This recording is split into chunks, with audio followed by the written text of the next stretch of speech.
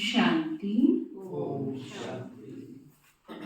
आज बाबा कहते हैं, मीठे बच्चे, इस पुरुषोत्तम संगम युग में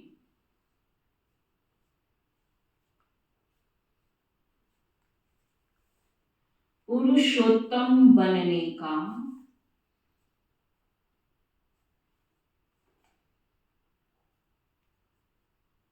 पूरा पूरा पुरुषार्थ करो।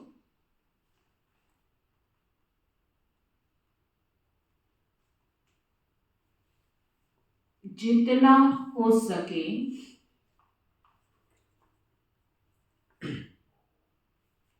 याद और पढ़ाई पर अटेंशन दो।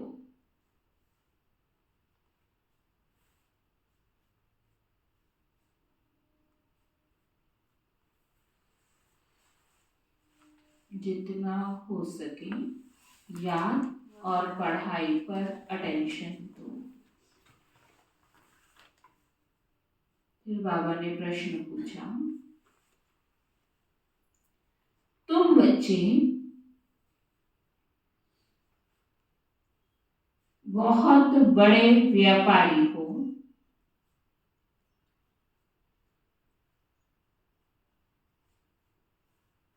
तुम्हें हमेशा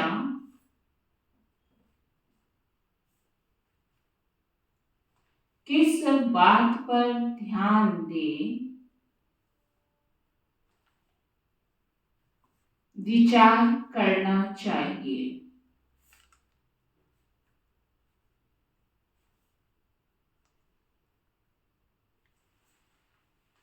व्यापारी हो और व्यापारियों की बुद्धि किस बात में चलती है? व्यापारी लोग जो होते हैं, दुकानदार होते हैं, बिजनेसमैन होते हैं, उनकी बुद्धि किस बात में चलती है? कमाई में। केवल कमाई में, या कमाई को कैसे आगे बढ़ाया जाए, फायदा कितना हो रहा है ना। व्यापारी लोग सोचते हैं आज तो मुझे चलो थोड़ा सा ही सही, लेकिन फायदा तो हुआ। अगर थोड़ा सा भी घाटा हो जाए तो बुद्धि चलती है, नहीं आज तो कुछ नहीं कमाया। शब्द ही क्या बोल देंगे? कुछ नहीं कमाया। कमाया तो है, लेकिन कल से थोड़ा सा भी कम हो गया तो क्या जवाब होता है? आज कुछ नहीं कमाया। क्यों? क्योंकि कल जो कमाया था उससे 5 पैसा कम कमाया। और अगर थोड़ा सा भी ज्यादा कमा लिया तो क्या कहते हैं? आज तो कमाई चलो फिर भी ठीक हो गई है, और अच्छा कमा लिया तो कहेंगे आज तो बहुत अच्छी कमाई हुई। तो बुद्धि चलती है ना। तो बाबा ने भी आज हम बच्चों को व्यापारी बनाया।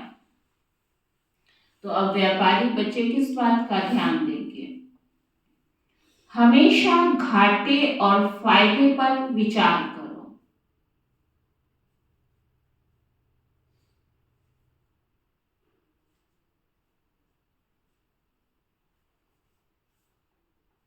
हमेशा घाटे और फायदे पर विचार करो।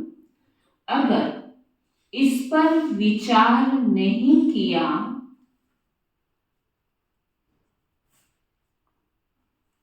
तो प्रजा में दास दासी बनना पड़ेगा।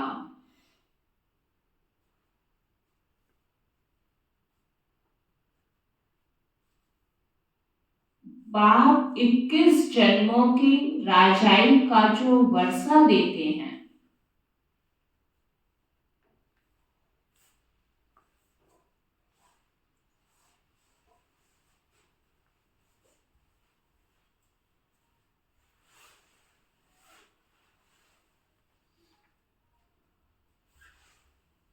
उसे गवा देंगे।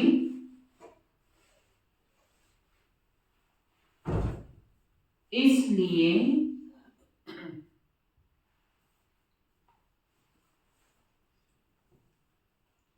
बाप से पूरा सौदा करना है।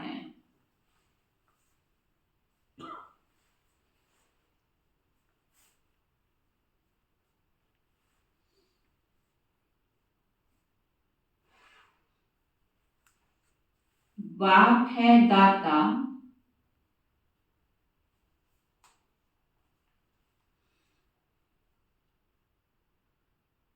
तुम बच्चे सुदामे मिसल चावल मुट्ठी देते हो,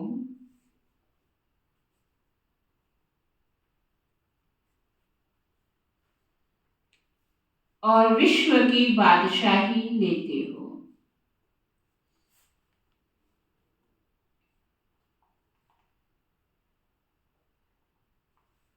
देते क्या है बाबा को और लेते क्या है? चावल मुट्ठी बाबा क्यों कहता है? माना बहुत थोड़ा सा हम बाबा को देते हैं। अगर मान लो आप लाखों करोड़ों भी बाबा को दे दो तो सत्युग की भेंट में तो क्या बन जाएगा? वहां इतना धन होगा जो शायद आप काउंटिंग भी नहीं कर सकते हो। और यहाँ आपने कफन में से कुछ दे भी दिया बाबा को तो चावल मुट्ठी के बराबर ही हो गया ना। तो इसलिए बाबा कहते हैं बदले में क्या लेते हो? विश्व की बादशाही। ओम शांति। बच्चे यहाँ बैठे हैं, यह स्कूल है, यह कोई सत्संग नहीं है। महंत, ब्राह्मण व कोई सन्यासी सामने नहीं बैठा है, क्योंकि सत्संग में क्या होता है? दर्शन। और स्कूल में क्या होता है? पढ़ाई। स्कूल में दर्शन करने तो नहीं चाहते ना टीचर के कि चलो कोई नहीं, टीचर के दर्शन ही कराएंगे। जहाँ दर्शन होता है वहाँ लेट सवेर हो सकता है कि महात्मा जी के दर्शन ही करने हैं, कभी भी चले जाओ। लेकिन जहाँ पढ़ाई होती है वहाँ पे हर चीज का ध्यान रखा जाता है। तो बाबा भी कहते हैं कि यहाँ कोई सन्यासी सामने नहीं बैठा है, डर की कोई बात नहीं कि स्वामी नाराज ना हो जाए। भक्ति मार्ग में जब कोई साधु सन्यासी को घर में बुलाते हैं तो उनके पांव धोकर पीते हैं। यह तो बाप है ना। घर में बच्चे कभी बाप से डरते हैं क्या? वे बाबा के घर में भी आते हैं ना तो कहते हैं हमें डर लगता है। बच्चे तुम्हारे बाप का घर है, डरना नहीं है। बच्चे को डर कब लगता है? जब बच्चा गलती करता है। नहीं तो बाप और बच्चे के बीच में डर का कोई प्रश्न ही नहीं है। लौकिक में भी अगर आपका बच्चा वो कर्म करे जो उसके पिता को पसंद नहीं है तो उसको डर लगेगा या नहीं लगेगा? उसको लगेगा कि कहीं पापा को पता ना चल जाए, मेरे पिता को पता ना चल जाए, तो तब डर लगता है। अगर उसने कुछ गलत नहीं किया है तो बच्चा कभी अपने बाप से डरेगा क्या? नहीं डरेगा। ऐसे ही बाबा कहते हैं बच्चे ये भी तुम्हारे बाप और बच्चे का संबंध है, गुरुओं की तरह डरने वाली यहाँ कोई बात नहीं। बाबा कहते हैं बच्चे कभी बाप से डरते हैं क्या? तुम तो साथ में खाते पीते खेलते हो। बाप भी बच्चे से प्यार करता है तो क्या कहता है? कुछ खाएगा ना तो पहले अपने बच्चे को याद करेगा, अपने बच्चे को पास बुलाएगा, पहले तुम खाओ। खा भी लिया होगा तो पूछेगा तुमने खाया या नहीं खाया। तो अधिकार प्यार होता है। ऐसे ही बाबा भी कहते तुम तो अपने पिता के साथ खाते पीते खेलते हो। सन्यासी गुरु आदि के साथ ऐसे करते हैं क्या?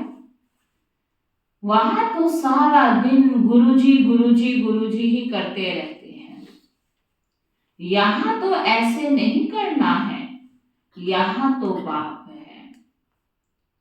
बाबा क्या समझाना चाहता है? जैसे हम बाबा के बच्चे भी आजकल बाबा को गुरु बना दिया है, कर्म करेंगे बाबा बाबा बाबा बाबा करते रहेंगे। अरे बाबा बाबा करना नहीं है, बाबा के साथ संबंध का अनुभव करना है। ये नहीं केवल मुख से रट लिया कि हाँ ठीक है बाबा बाबा बाबा बाबा, लेकिन क्या बाबा है तो बाबा को खाने के समय याद किया, खेलने के समय याद किया, बाहर जाते समय याद किया, साथ लेकर गए। बाबा से संबंधों की अनुभूति करनी है, नहीं तो गुरु वाला संबंध हो जाएगा। नाम नहीं बाबा का कोई जपना है। तो बाबा कहते हैं यहाँ तो ऐसे नहीं करना है, यह तो बाप है। गुरुओं से अपना वर्षा, टीचर से अपना वर्षा मिलता है, बाप से तो प्रॉपर्टी मिलती है। बच्चा पैदा हुआ और वारिस बना। यहाँ भी बाप के बच्चे बने, बाप को पहचाना, बस हम स्वर्ग के मालिक बने। बाप है ही स्वर्ग का रचयिता। इन लक्ष्मी नारायण ने स्वर्ग की राजाई कैसे और कहां से ली, यह कोई भी नहीं जानते। आज भक्ति में देखो कितना याद कर रहे हैं भविष्य के देवी देवताओं को, लेकिन वो कहाँ चले गए कुछ नहीं पता। उनको लगता है शायद आज भी वो हैं, यहाँ नहीं है, ऊपर है ना, जहां भी मानते होंगे। तो बाबा कहते हैं लेकिन उनको ये राजाई मिली कहाँ से, ये कोई भी जानते नहीं। तुम समझते हो हम यह थे फिर बन रहे हैं। मनुष्य तो कुछ भी ख्याल नहीं करते कि यह कौन है, हम किसको पूजते हैं। शिव के मंदिर में जाकर सिर्फ लोटी चढ़ाकर आते हैं, जानते कुछ भी नहीं। अगर संकल्प ले लिया इतने दिन जाना है, लोटी चढ़ाना है, किसी दिन नहीं जा सके, कितना डर होगा अंदर कि हमने संकल्प किया था और हम जा नहीं सके, जल चढ़ा नहीं सके, कहीं भगवान इसकी अब सजा ना दे दे। और कुछ अनर्थ हो गया तो भी क्या समझेंगे कि हम संकल्प नहीं कर सके पूरा, इसीलिए ऐसा हुआ है। तो बाबा कहते हैं लेकिन बच्चे यहाँ तो तुम्हें ज्ञान मिल गया ना कि इन सब बातों का यहाँ कोई अर्थ नहीं है, डरना नहीं है। तो बाबा कहते हैं शिव के मंदिर में जाकर लोटी चढ़ाकर आते हैं, जानते कुछ नहीं। तुमको अब फीलिंग आती है कि हम यह मृत्यु लोक को छोड़, है ना, यहाँ शरीर छोड़कर अमर लोक में जाएंगे।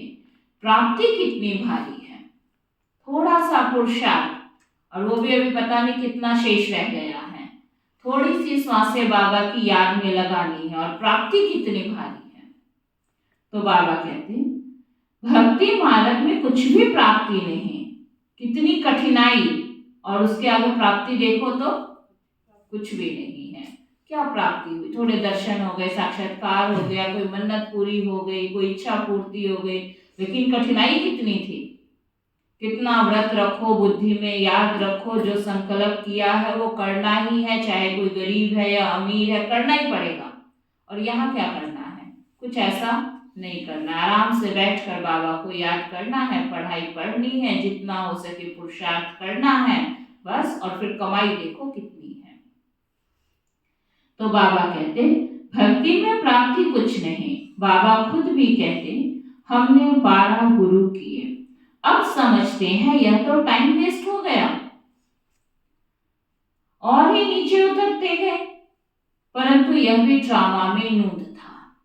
बाबा ने अपने जीवन का अनुभव सुनाया कि मैंने कितने गुरु किए और कितनी श्रद्धा के साथ भक्ति भाव से बाबा ने गुरु किए, गुरु को भगवान समझकर सारा कुछ किया, लेकिन मैंने क्या किया, टाइम वेस्ट ही किया, लेकिन प्राप्ति तो मुझे उसके आगे कुछ भी नहीं हुई।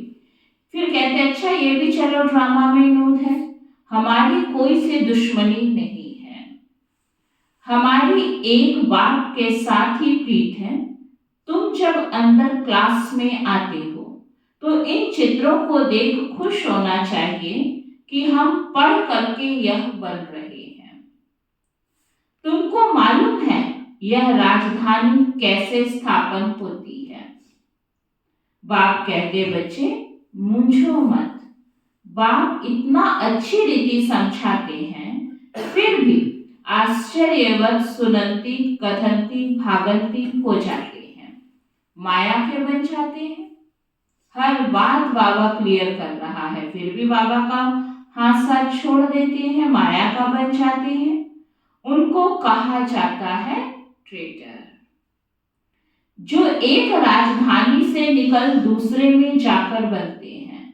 दुनिया में भी अगर ऐसा कुछ करते तो विश्वासघात कहते हैं ना, कि तुमने हम पर विश्वास करके और हमारे विश्वास को तोड़ दिया।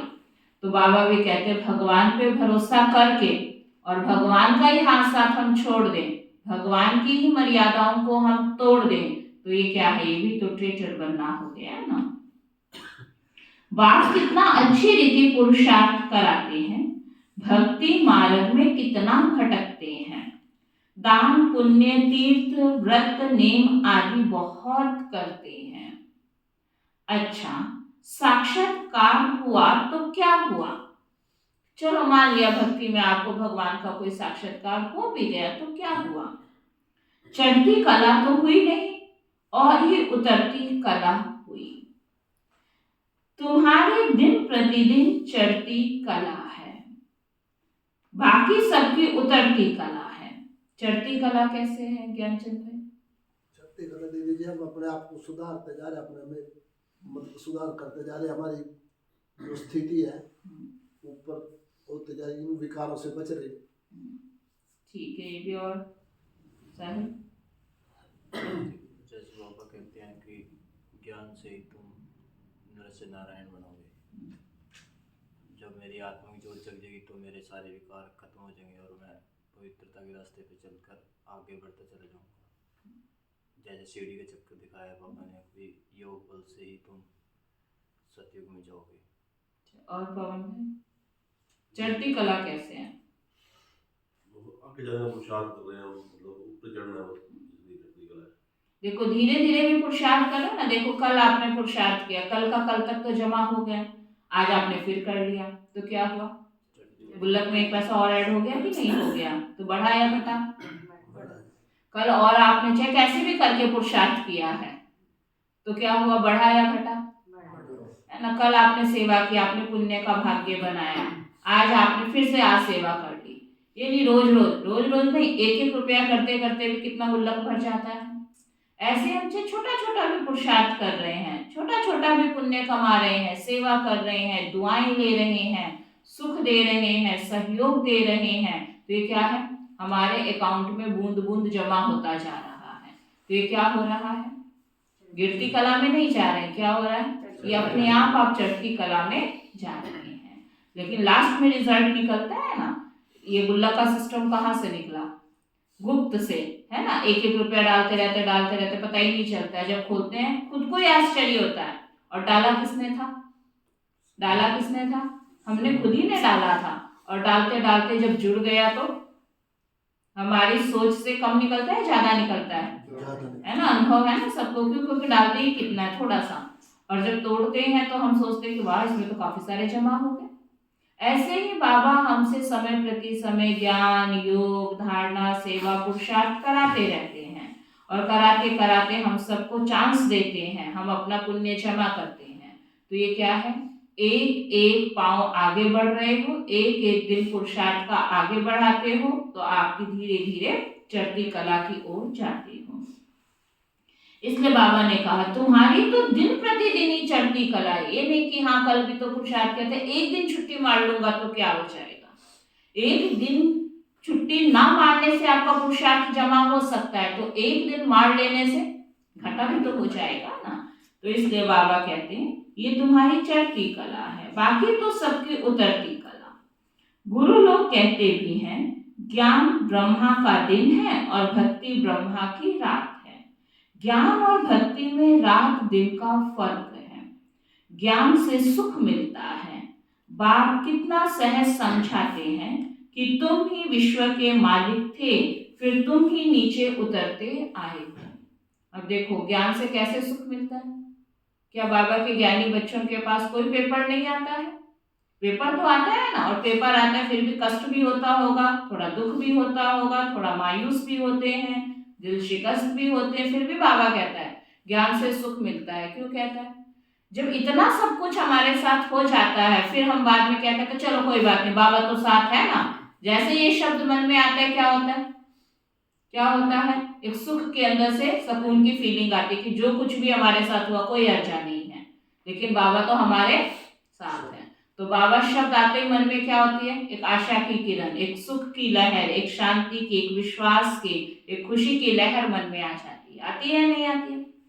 मान लो थोड़ा बहुत दुनिया में आप रहते हो, कोई आपके पुराने कर्म बंधन है, कोई पुराने आपके हिसाब किताब हैं, तो ऊपर नीचे बातें तो आएंगी, क्योंकि वो तो चुप करना है ना। कभी धोखा भी होता है, कभी दुख भी मिलता है, कभी हारी बीमारी आ जाती है, लेकिन फिर घुमा फिरा के ज्ञान के आधार से मन को हम समझाते हैं चलो ड्रामा था, हिसाब किताब चुकतू हुआ, कर्म बंधन पूरा हुआ, कुछ भी।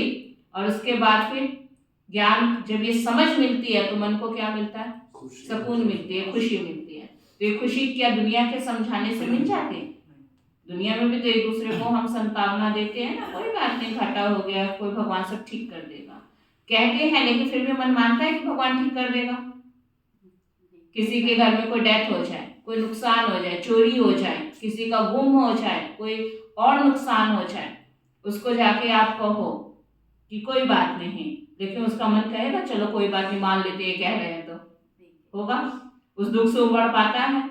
और ज्ञानी बच्चे, उनको दूसरों को समझाने की जरूरत नहीं है। ज्ञान में थोड़ा समय हुआ भी, आप ही ज्ञान उसके अंदर से निकलेगा, कहेंगे अच्छा चलो कोई रहा होगा हिसाब किताब, कोई बात नहीं, उसने हमें घाटा कर दिया तो कर दिया, देना होगा उसका, ऐसे कह के आ जाएंगे। कहते हैं ना कि होगा कोई देन लेन का हिसाब किताब, चलो कोई बात नहीं, ड्रामा में पार्ट ही ऐसा। तो ये क्या है, फिर से मन हमारा अपने आप 2-4 दिन में उन बातों को भूल जाता है और आगे के पुरुषार्थ में हम फिर से लग जाते हैं।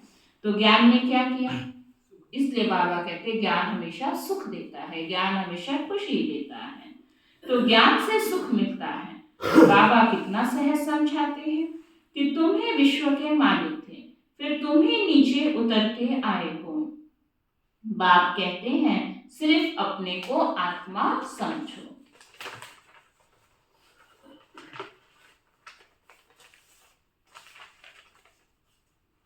आत्मा अविनाशी है।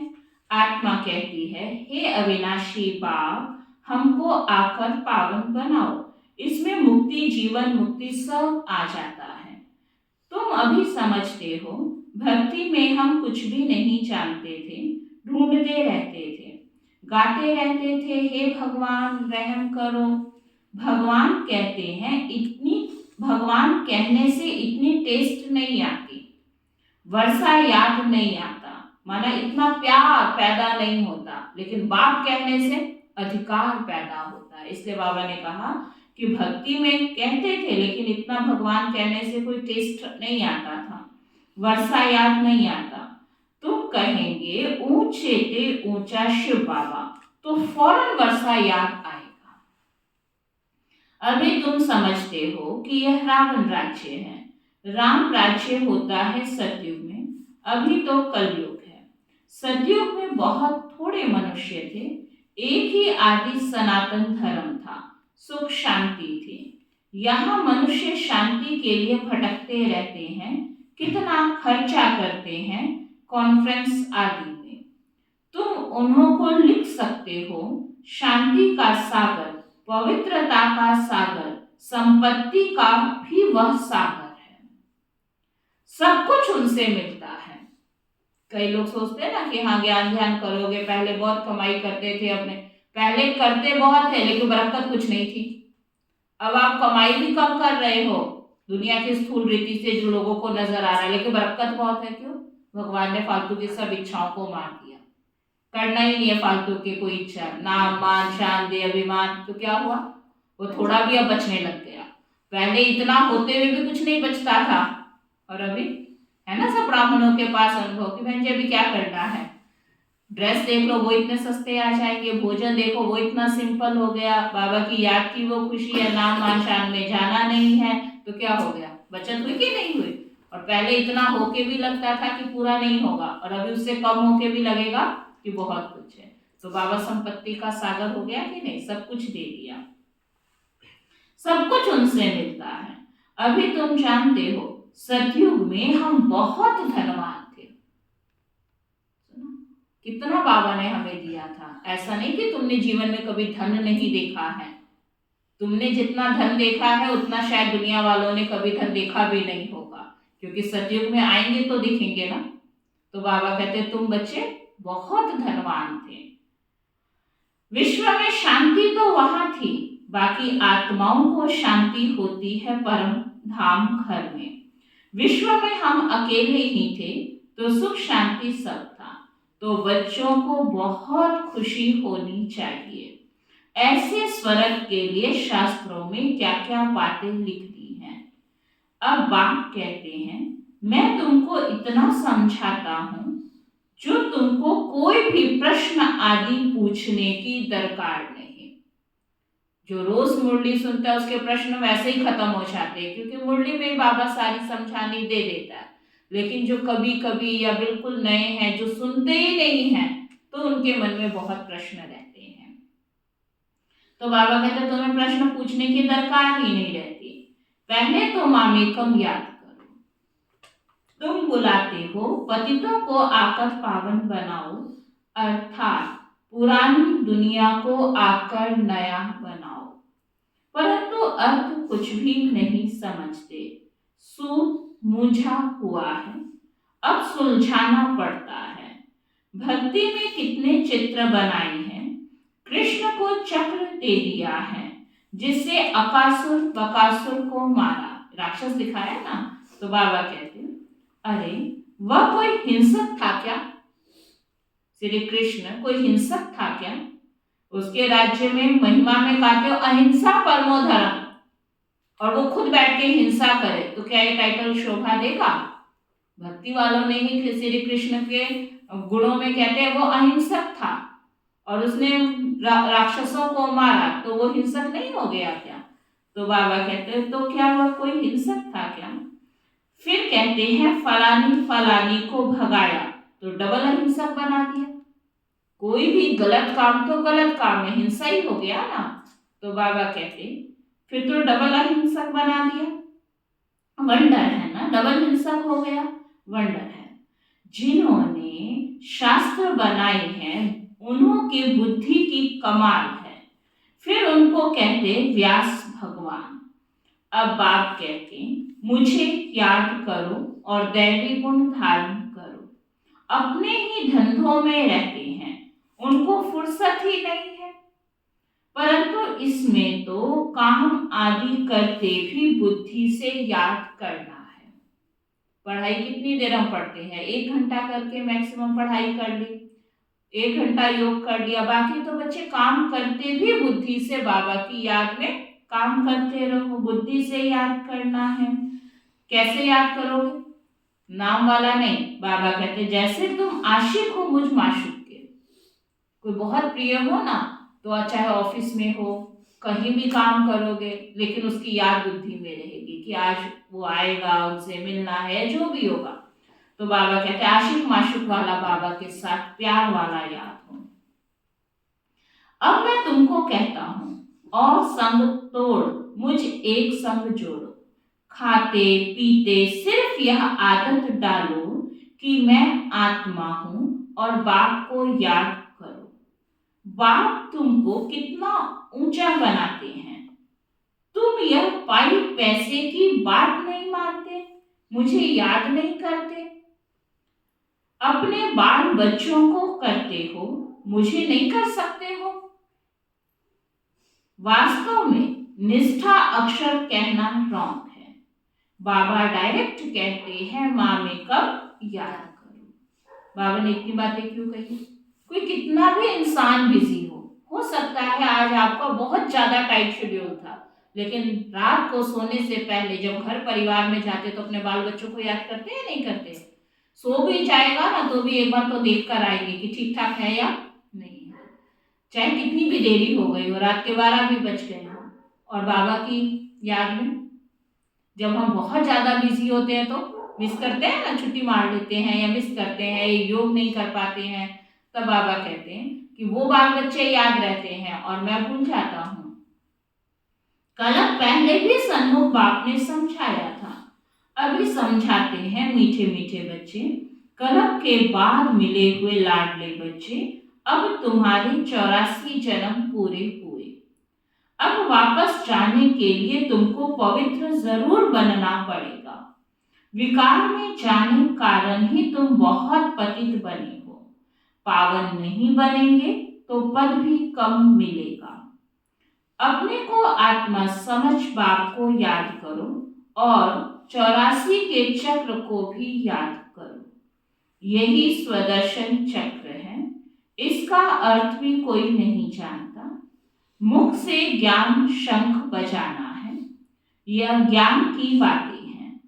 यह तुम्हारा बेहद का बाप है, स्वर्ग का रचयिता है।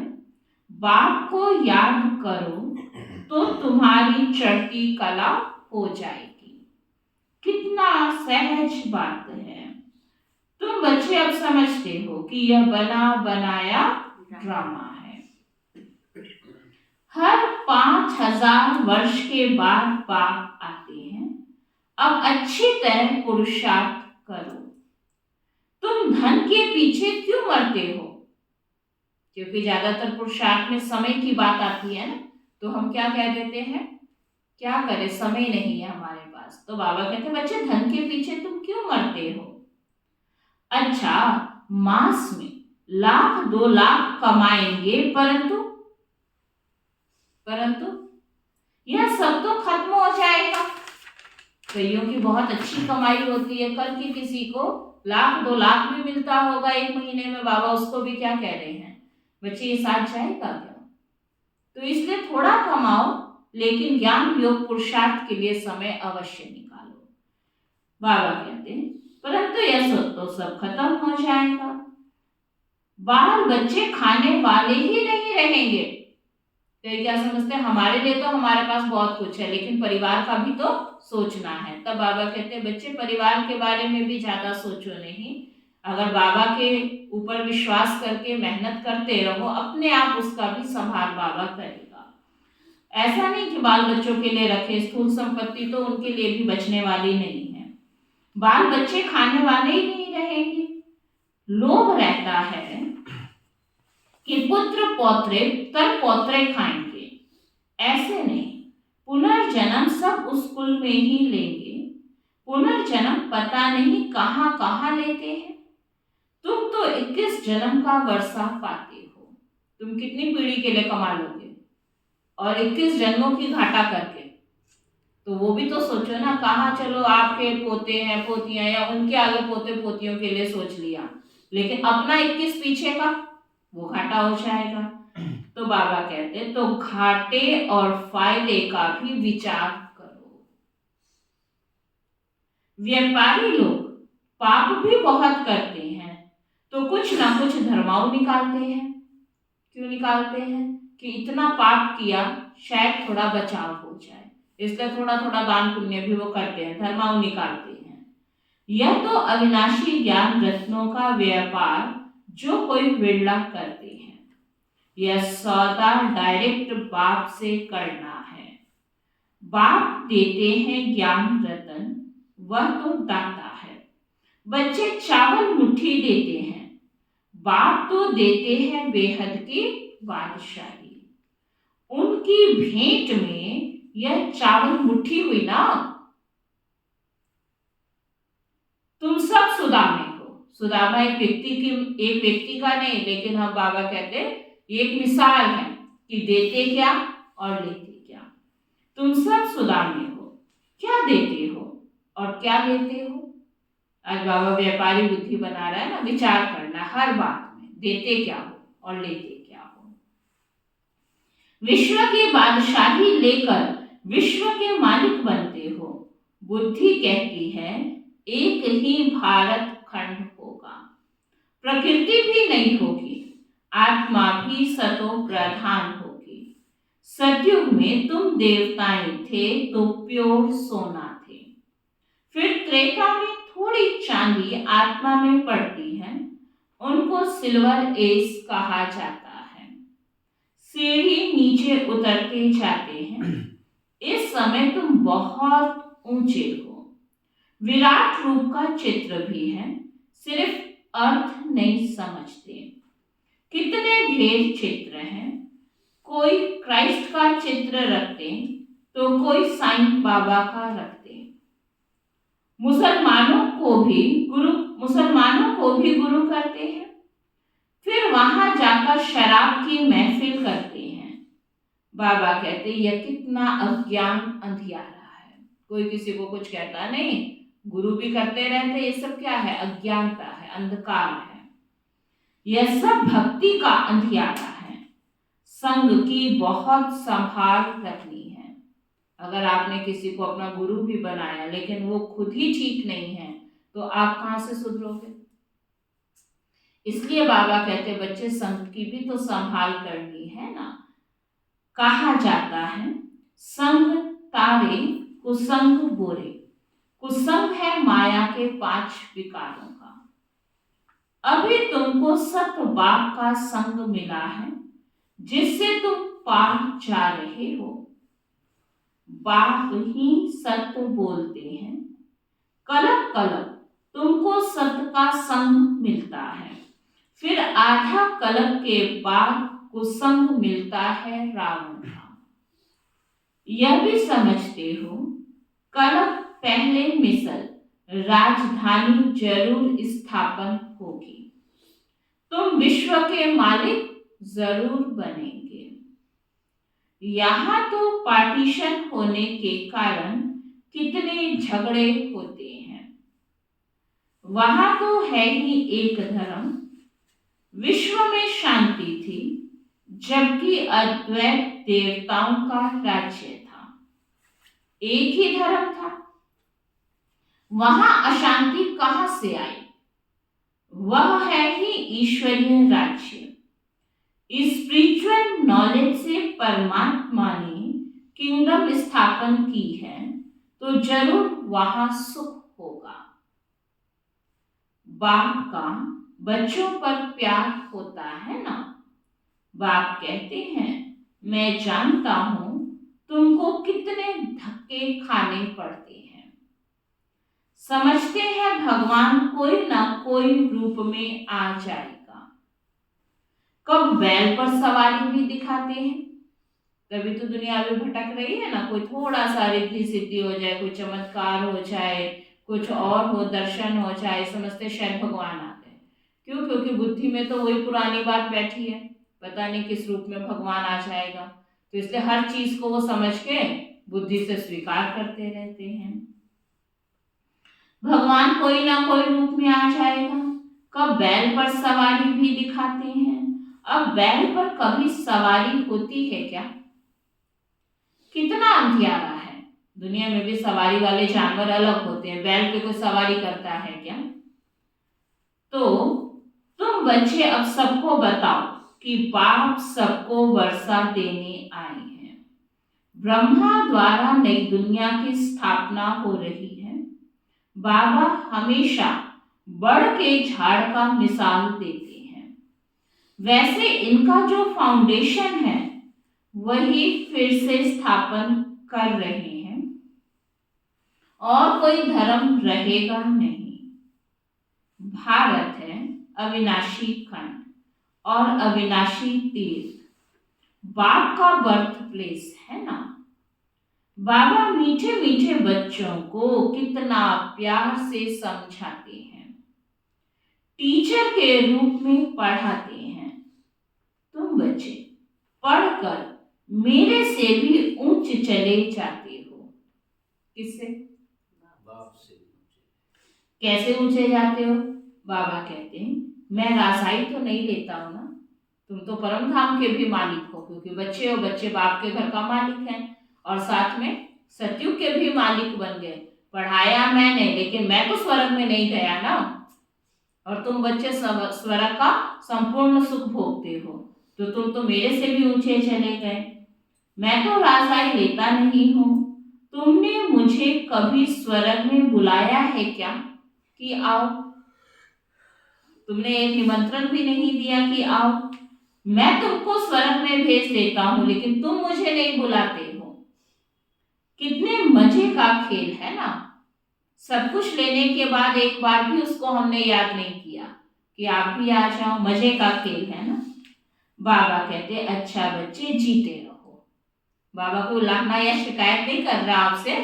बाबा कहता अच्छा बच्चे तुम खुश रहो, जीते रहो। जैसे बच्चे को है ना बाप कुछ दे और उस चीज से बच्चा एंजॉय करे, खुश रहे, मजे में रहे, तो उसको देखकर उसका बाप खुश हो जाता है कि देखो मेरे बच्चे कितने खुशी से इससे खेल रहा है या इसका आनंद ले रहा है।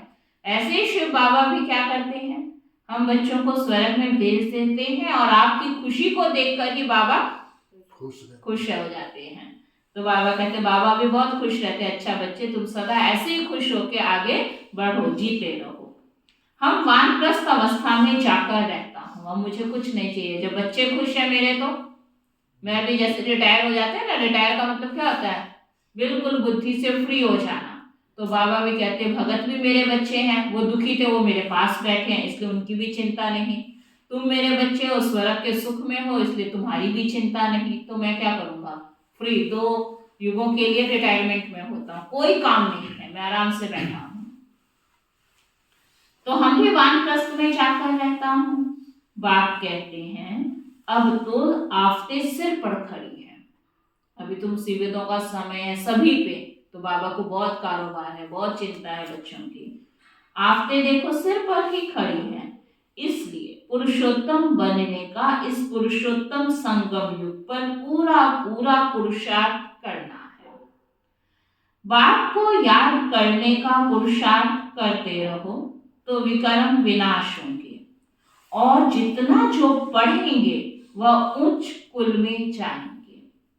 बाप कहते हैं अपनी घोट तो नशा चढ़े, नशा चढ़ाया नहीं जाता है, जितनी अच्छी अच्छी बातें बुद्धि में चलाओगे खुशी अपने आप बढ़ती जाएगी, नशा चढ़ेगा।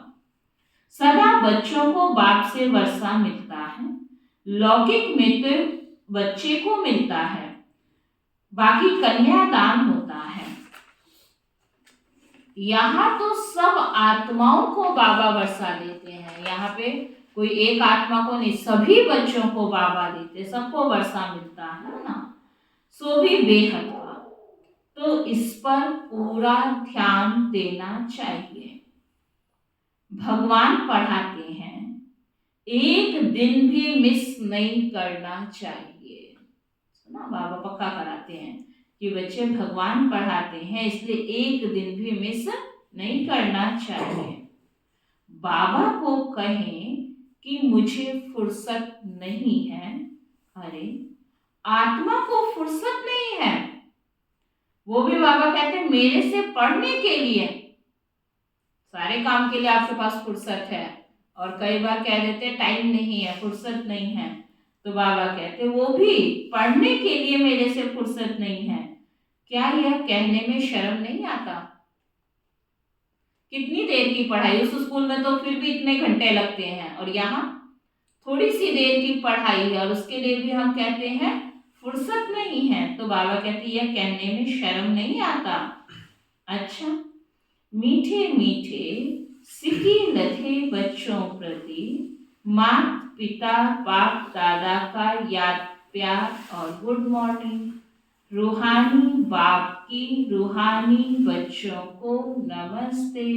हम सब रूहानी बच्चों की रूहानी बाप दादा को दिल व जान सिखवा प्रेम से नमस्ते नमस्ते नमस्ते। धारणा के लिए सार है, संग से अपनी बहुत संभाल करनी है।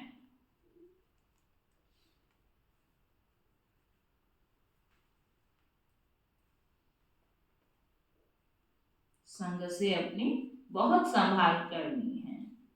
एक सत्य बाप का संग करना है।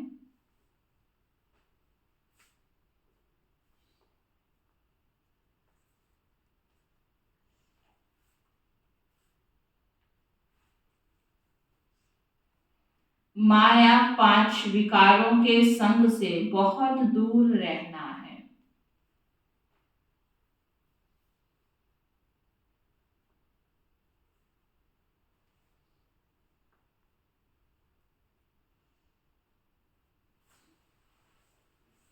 पढ़ाई पर पूरा ध्यान देना है।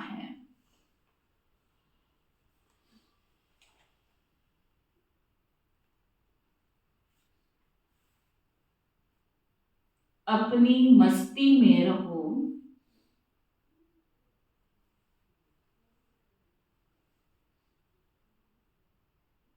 कहा जाता अपनी घोट तो नशा चढ़े।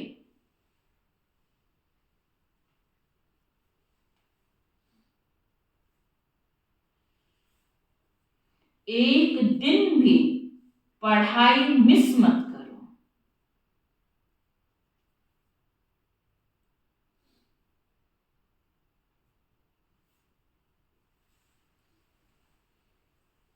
वरदान है, सेवा में स्नेह और सत्यता की अथॉरिटी के बैलेंस द्वारा सफलता मूर्त भव। सेवा में सफलता कब मिलेगी? जब स्नेह भी होगा और स्नेह के साथ सत्यता की अथॉरिटी, दोनों का बैलेंस रखेंगे तो सफलता मिलेगी। जैसे इस झूठ खंड में दोबारा बोलना दीजिए। सेवा में स्नेह और सत्यता की अथॉरिटी के बैलेंस द्वारा सफलता मूर्त भव। जैसे इस झूठ खंड में ब्रह्मा बाप को सत्यता की अथॉरिटी का प्रत्यक्ष स्वरूप देखा।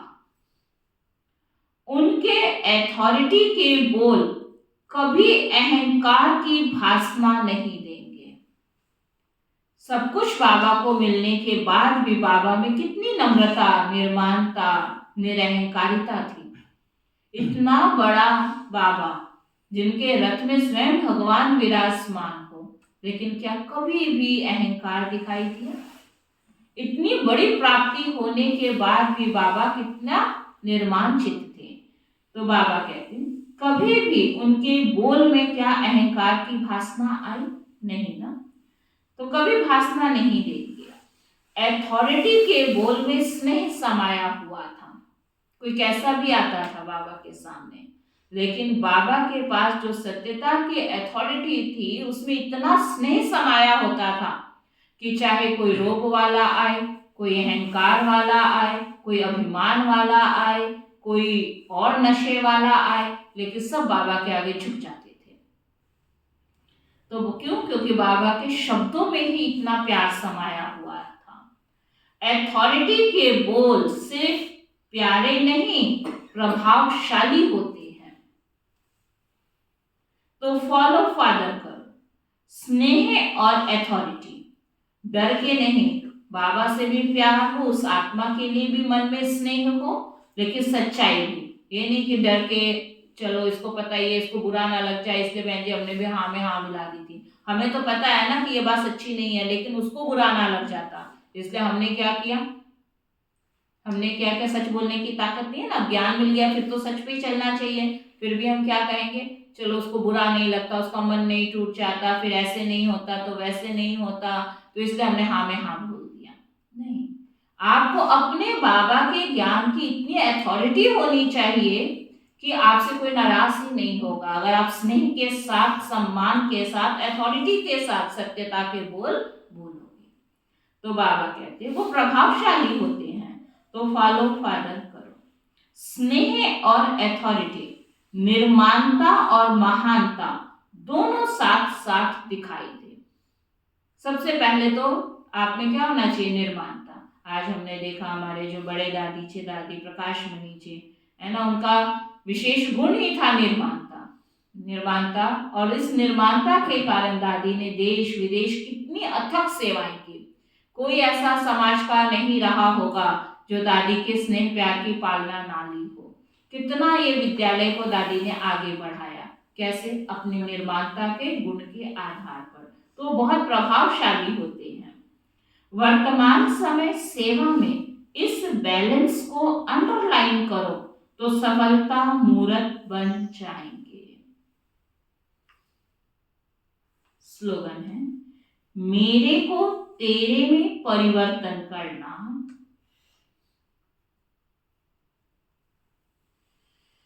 अर्थात भाग्य का अधिकार लेना। मेरे को तेरे में परिवर्तन करना अर्थात भाग्य का अधिकार लेना। और आज का अव्यक्त इशारा है, अव्यक्ति साइलेंस द्वारा डबल लाइट फरिश्ता स्थिति का अनुभव करो। पहले अपनी देह के लगाव को खत्म करो तो संबंध और पदार्थ से लगाव आपे ही खत्म हो जाएगा। फरिश्ता बनने के लिए पहले यह अभ्यास करो कि यह देह सेवा अर्थ है। पहले तो शरीर से मोह खत्म हो जाए। अगर हम सेवा में हमारा शरीर काम ही नहीं आ पा रहा तो इस शरीर का क्या फायदा है। तो ये देह बाबा ने जो दिया है ये किस लिए है, सेवा। सेवा का मतलब ये नहीं कि केवल आश्रम में ही सेवा करनी है, घर पे कारोबार कर रहे हो, अपनी जिम्मेवारियों को निभा रहे हो, लौकिक के फंस के नहीं, लेकिन वहां भी क्या समझ के करना है, क्या समझ के, सेवा। कि बाबा ने वहां की मुझे ड्यूटी दी है, किसी को यहाँ की मिली है, किसी को कहीं और स्थल की मिली है, लेकिन बुद्धि में जब सेवा भाव आएगा तो थकावट नहीं होगी, बोझ नहीं फील करोगे। तो इसलिए फरिश्ता बनने के लिए पहले ये अभ्यास करो कि यह देह सेवा अर्थ है, अमानत है, मैं ट्रस्टी हूं। फिर देखो फरिश्ता बनना कितना सहज लगता है, क्योंकि ज्यादा टाइम तो आपका कहाँ पे होता है, घर में होता है ना, या लौकिक कारोबार के कारण होता है ना। आश्रम में तो सेवा कभी कभी करते हैं, लेकिन करेंगे भी तो थोड़े टाइम की करते हैं, लेकिन घर पे भी यही समझो कि मैं कौन हूँ, फरिश्ता हूँ, और जो भी मुझे सेवा की जिम्मेवारियां मिली है, घर की, परिवार की, बाल बच्चों की, जो भी मिली है, ये सब क्या है, सेवा है। तो उतना ही सेवा भाव से करेंगे कि मैं तो निमित्त हूँ, ट्रस्टी हूँ, तब आपको डबल लाइफ फरिश्ता बनना सहज हो जाएगा। अच्छा, ओम शांति।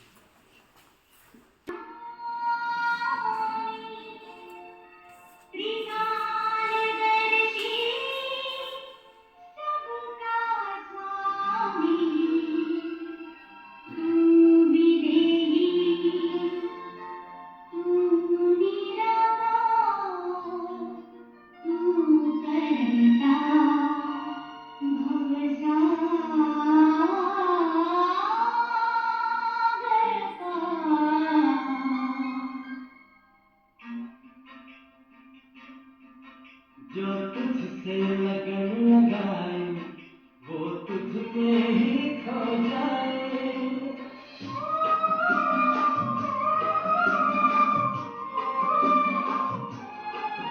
जो तुझसे लगन लगाए वो तुझ में ही खो जाए। जो तुझसे योग लगाए वो परमानंद को पाए। तू सत्य है, तू शक्ति है, तू सत्य है, तू शक्ति है।